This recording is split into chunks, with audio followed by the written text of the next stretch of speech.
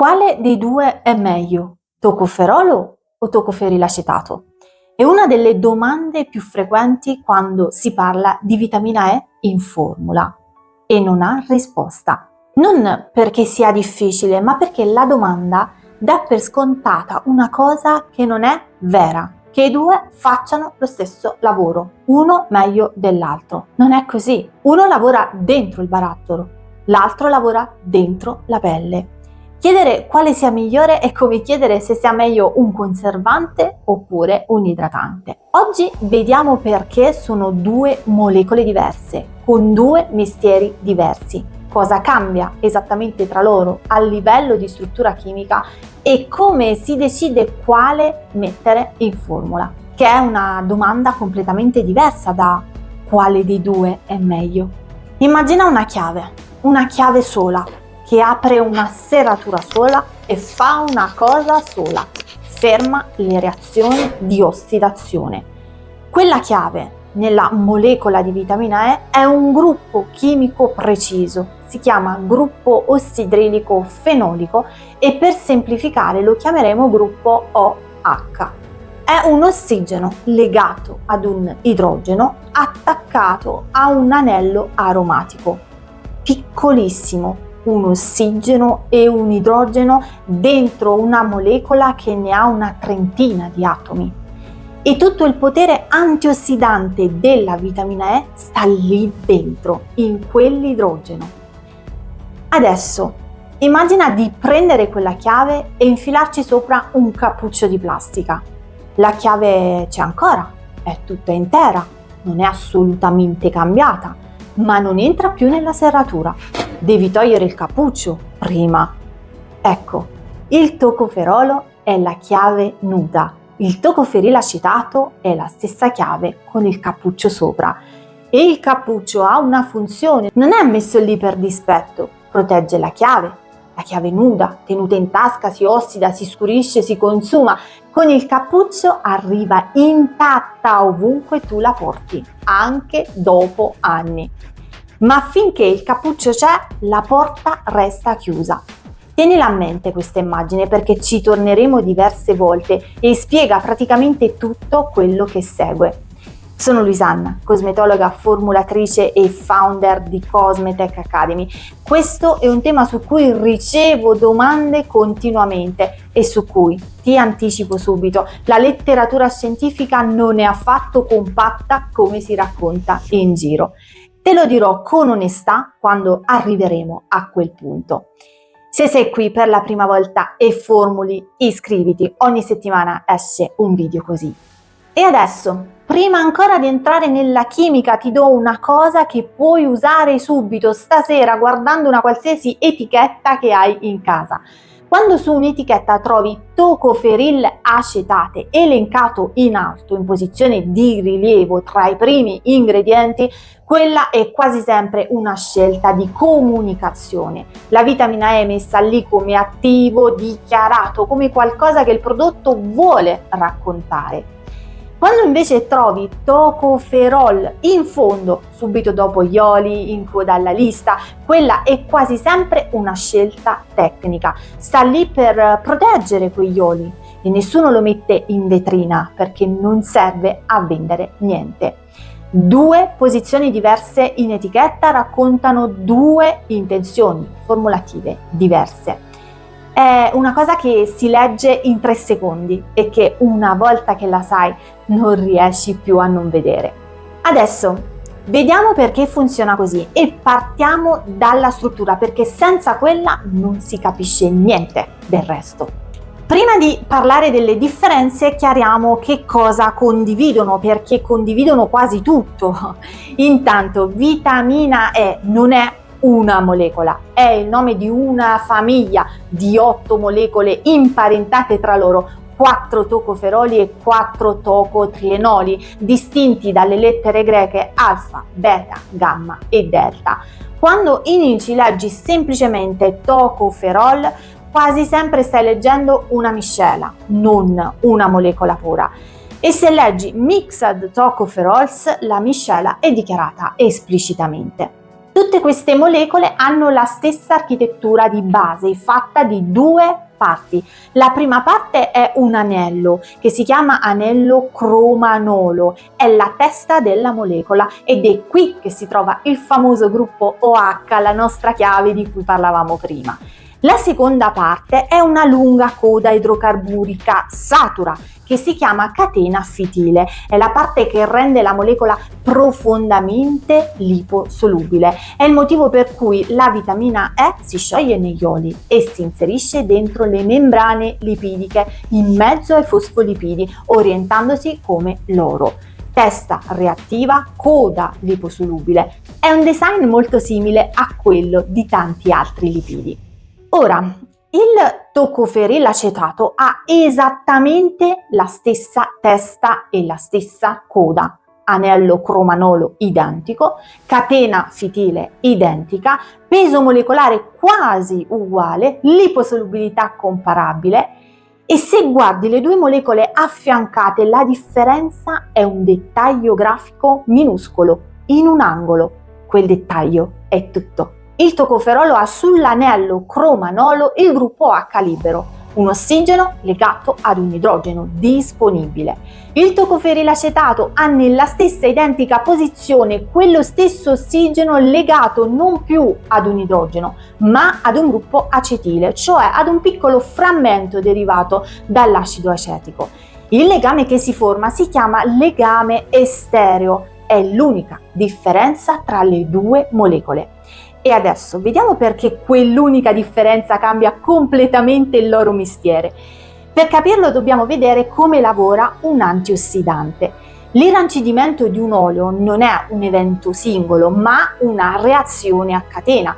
Comincia quando una molecola di grasso insaturo, sotto l'effetto della luce, del calore o di tracce di metalli, perde un atomo di idrogeno e diventa un radicale libero.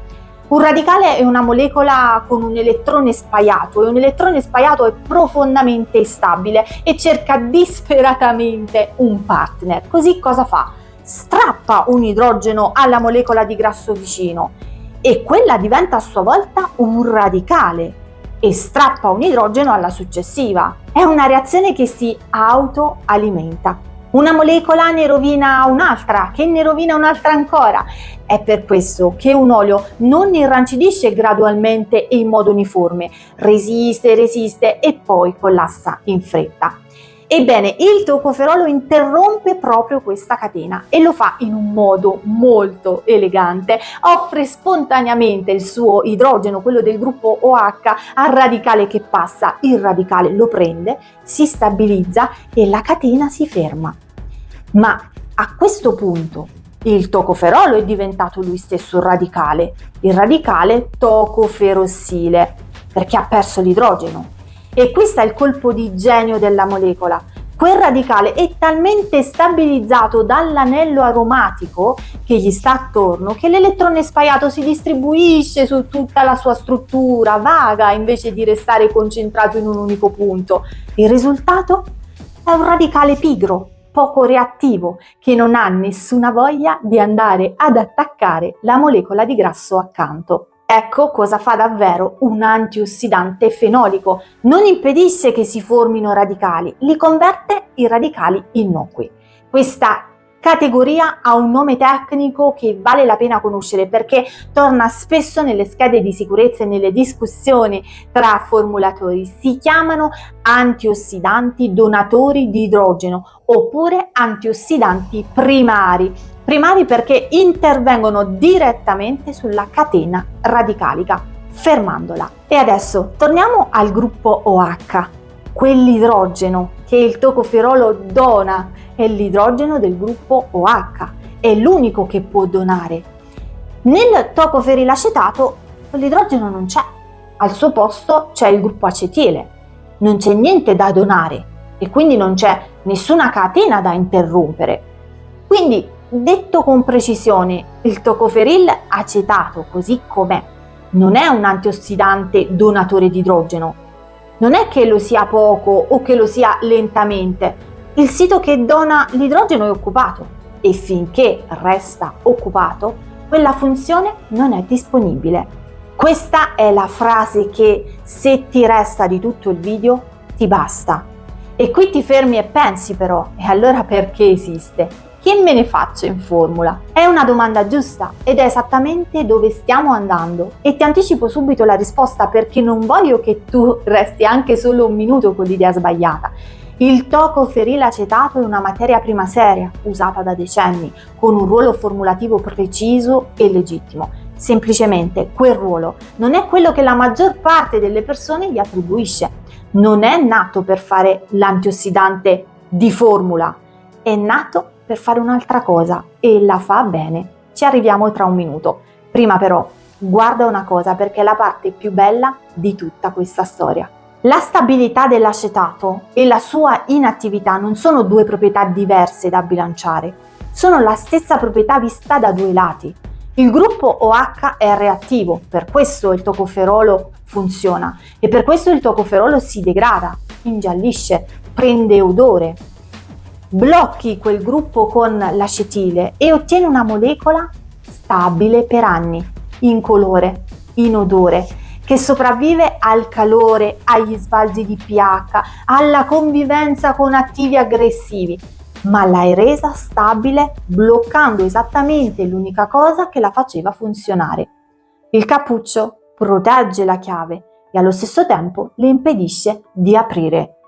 Non puoi avere l'uno senza l'altra, non è un difetto di progettazione, è un compromesso consapevole, scelto da chi quella molecola l'ha pensata e, come tutti i compromessi, ha senso in certe situazioni e non in altre. Vediamo quali. L'acetato è una forma protetta, una molecola inattiva così com'è, progettata per diventare attiva una volta arrivata a destinazione. In chimica formulativa si parla di forme esterificate o di precursori, ossia molecole che non lavorano dove le metti, ma dove arrivano. L'idea è questa: l'acetato arriva sulla pelle stabile, integro. Sulla pelle e nell'epidermide esistono enzimi che si chiamano esterasi, enzimi specializzati nel tagliare proprio quel tipo di legame, il legame estereo. L'esterasi taglia il gruppo acetile, si stacca, il gruppo OH torna libero. Il cappuccio viene tolto e la chiave che ha viaggiato protetta per tutto il tempo torna a funzionare esattamente dove serve, sulla pelle. Se funziona così è una soluzione elegantissima. Stabilità nel barattolo, attività sulla pelle, il meglio dei due mondi. E qui devo essere onesta con te perché è il punto in cui molte spiegazioni si fermano e non dovrebbero. Quanto di quell'acetato viene davvero convertito non è un dato assodato. La letteratura su questo punto è divisa e lo è da decenni. Esistono studi che dimostrano l'idrolisi cutanea e la comparsa di tocoferolo libero nei tessuti dopo applicazione topica dell'acetato. Ne esistono altri che sostengono che la pelle umana manchi di un'attività esterasica sufficiente a rendere quella conversione significativa. I valori di bioconversione riportati in letteratura coprono un intervallo enorme che va da circa il 5% a valori vicini al 100%, a seconda del modello sperimentale, del veicolo, delle condizioni, ma 5% e 100% non sono due misure dello stesso fenomeno con un po' di variabilità, sono due mondi diversi. E ti racconto come si comporta l'industria davanti a questa incertezza, perché è molto istruttivo. In un brevetto che ho consultato, dovendo garantire una certa quantità di tocoferolo attivo sulla pelle, i redattori dichiarano apertamente che i dati di bioconversione in letteratura sono troppo dispersi per essere usati e scelgono di assumere il caso peggiore, cioè il 5%, dosando l'acetato 20 volte più alto per compensare. È un brevetto, quindi un documento con un interesse commerciale dietro, e va letto per quello che è. Ma proprio per questo il ragionamento è interessante. Chi ha un prodotto da difendere e potrebbe avere tutto l'interesse a raccontare che la conversione è totale, sceglie invece di calcolare come se fosse minima. È un'ammissione tecnica che vale più di molte dichiarazioni. Ci sono poi alcune variabili che spostano il risultato ed è utile conoscerle. La prima è il veicolo. La stessa percentuale di acetato in un trigliceride oppure in un sistema tensioattivo, in liposomi, dà distribuzioni cutanee diverse e percentuali di conversione diversi. In uno studio su cute umana, l'acetato veicolato in un semplice trigliceride restava depositato in superficie e negli strati cornei e la conversione a tocoferolo libero avveniva solo negli strati sottostanti. Detto in modo diretto e semplice, se la molecola non entra, non viene convertita, perché gli enzimi che la convertono stanno più in profondità di dove lei si è fermata. La seconda variabile è l'occlusione. L'applicazione occlusiva aumenta la penetrazione e con essa la conversione. La terza è quasi controintuitiva. L'esposizione a UVB aumenta la bioconversione, che ha una sua logica formulativa direi molto interessante, perché il momento in cui la pelle avrebbe più bisogno di un antiossidante è proprio il momento in cui l'acetato viene sbloccato di più. Quindi, ricapitolando questa parte, il tocoferilacetato come antiossidante per la pelle è una promessa condizionata. Funziona se penetra abbastanza, se incontra le esterasi giuste, se le condizioni lo favoriscono. È un ingrediente legittimo e ha i suoi vantaggi reali, ma la sua resa non è una certezza e chi te lo presenta come perfettamente equivalente al tocoferolo sta saltando un pezzo di letteratura piuttosto grosso. E su una cosa invece non c'è ambiguità di alcun tipo. Dentro il barattolo, prima che il prodotto tocchi la pelle, non esistono esterasi cutanei. Il cappuccio resta sulla chiave per tutto il tempo in cui il prodotto sta sullo scaffale. Il tocoferilacetato non è la molecola che protegge gli oli della tua fase grassa dall'irrancidimento, perché per farlo servirebbe quel gruppo OH che nell'acetato è bloccato. Adesso guardiamo il tocoferolo, che anche lui ha le sue complessità, perché non vorrei aver dato l'impressione che sia semplicemente la versione buona. Il tocoferolo funziona in formula ed è documentato, protegge gli oli insaturi, rallenta l'irrancidimento, allunga la shelf life della fase grassa. I dosaggi tipici indicati per questa funzione stanno in un intervallo molto basso, indicativamente tra lo 0,05 e lo 0,5%, e dentro quell'intervallo come ti orienti? Il criterio principale è quanto sono ossidabili gli oli che devi proteggere, che dipende da una cosa sola: il numero di doppi legami. Ogni doppio legame in una catena di acido grasso è un punto debole. Gli atomi di idrogeno che stanno accanto ad un doppio legame sono molto più facili da strappare rispetto a quelli di una catena satura e sono quelli che innescano la reazione a catena di cui abbiamo parlato.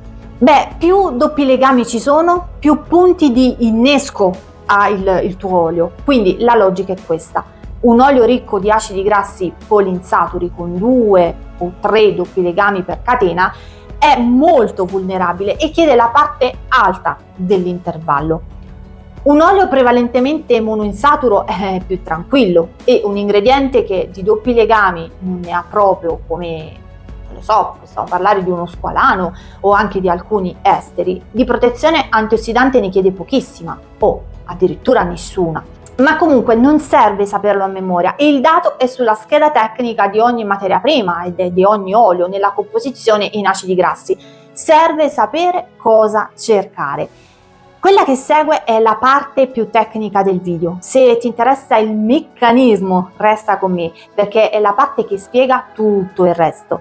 Se invece stai cercando solo il criterio pratico, la parte del video successiva è quella dei casi concreti e la trovi nei capitoli qui sotto in descrizione. C'è poi una cosa importante da capire che è controintuitiva. Aumentare la percentuale non aumenta proporzionalmente la protezione. In studi condotti su oli vegetali, l'attività inibitoria del tocoferolo sull'ossidazione cresce fino ad una certa concentrazione e poi smette di crescere. Oltre quella soia non ottieni più protezione aggiuntiva. Il meccanismo dietro questo fenomeno è molto affascinante e ci riporta al radicale tocoferostile di cui parlavamo prima. Quel radicale, come ho detto, è pigro, sì, sicuramente è pigro, ma non è inerte. In condizioni particolari e soprattutto in assenza di co-antiossidanti che lo rigenerino, può a sua volta strappare un idrogeno ad un lipide vicino e quindi propagare l'ossidazione invece di fermarla. Ora, in letteratura questo fenomeno si chiama perossidazione tocoferolo mediata. Una precisazione doverosa su questo punto, perché è importante non tirare conclusioni più larghe dei dati. Gli studi che descrivono questo comportamento sono stati condotti su sistemi modello, lipoproteine isolate, liposomi, oli in condizioni di stress ossidativo controllato, ma non su emulsioni cosmetiche finite. Quindi che quel fenomeno si trasferisca tal quale dentro una crema non è dimostrato e sarebbe scorretto dirtelo. Quello che ci dice, e che è comunque prezioso, è che il tocoferolo non è un ingrediente da mettere a caso e in abbondanza, pensando che più ce n'è, meglio è. Esiste una finestra di lavoro, sta in basso e superarla non porta vantaggi. E ci dice anche un'altra cosa, che spiega una pratica formulativa molto diffusa. Il radicale tocoferostile può essere rigenerato, cioè riportato alla forma attiva, da un altro antiossidante. E il partner classico qual è? Il partner classico per questo compito è l'acido ascorbico, la vitamina C, che gli restituisce l'idrogeno mancante e lo rimette in servizio. La coppia vitamina C, vitamina E che sentiamo nominare continuamente nel marketing cosmetico ha quindi un fondamento chimico preciso. Non sono due antiossidanti messi insieme perché fa scena, uno rigenera l'altro. È un sistema, non una somma. E c'è un dettaglio bello in questa dinamica. La vitamina E è liposolubile e lavora dentro le membrane lipidiche. Invece la vitamina C è idrosolubile e lavora in ambiente acquoso. Il rigenero dove avviene? Il rigenero avviene all'interfaccia tra i due ambienti ed è un meccanismo descritto nei sistemi biologici. Succede nella pelle, non nel barattolo. Due molecole che vivono in due mondi diversi e si passano un idrogeno al confine. E adesso, una cosa che non posso non dirti perché è la più importante di tutto questo capitolo e viene sistematicamente dimenticata. Il tocoferolo da solo, in formula, fa metà del lavoro. Torniamo un attimo a come nasce l'ossidazione. Abbiamo detto che la catena parte quando una molecola di grasso perde un idrogeno. Ma perché lo perde? Cosa glielo strappa la prima volta?